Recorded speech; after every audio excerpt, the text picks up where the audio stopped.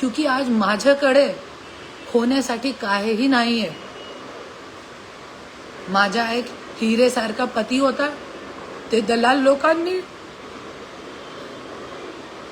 लड़कियां देऊन, बेटीची उम्र की मुलीची उम्रची लड़कियां देऊन, शराब, पूरा बीड जानता है ये बात, पूर्ण बीड ओळखता है. सगळे बीडवासियांना माहिती आहे ही गोष्टी की माझा नवरा जो सोन्यासारखा था, हिरेसारखा था, आज दलाल लोकांनी त्यांच्या वाटोळा केलाय, त्यांना लडकिया पुरवली. आज राजश्रीची लायकी नाहीये की जे धनंजय मुंडेला समजून गेले. मी समजून घेतला होता इतके वर्ष. नाही तो आज जे धनंजय मुंडेचे आज जे हाल झालेला आहे ना, 2009 मध्ये असं चालू होणार होता, पण मी समजून घेतला. आणि आजपर्यंत हर एक की सवय असते, एक ना एक व्यक्तीची सवय असते,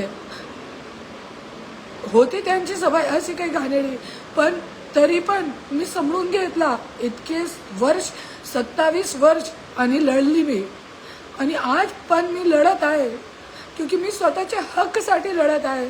आणि आज इतका घाणेरडा कृत्य की माझे खोटे व्हिडिओ बनवून प्रसिद्धी करण्याचा प्रयत्न हे लोक करत आहे,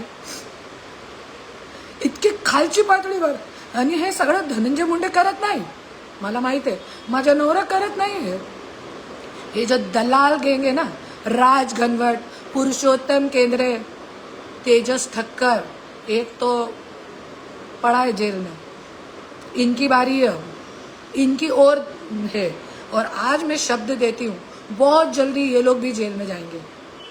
ये राज घनवट, इसको सिर्फ फक्त ये है, राज घनवटना फक्त लडकी पुरवण्याचं काम करता है. आणि फक्त धनंजय मुंडेला नाही, खूप मोठे मोठे राजकारणी लोकांना, खूप मोठे मोठे आणि ऑफिसर लोकांना मला सगळं माहिती आहे.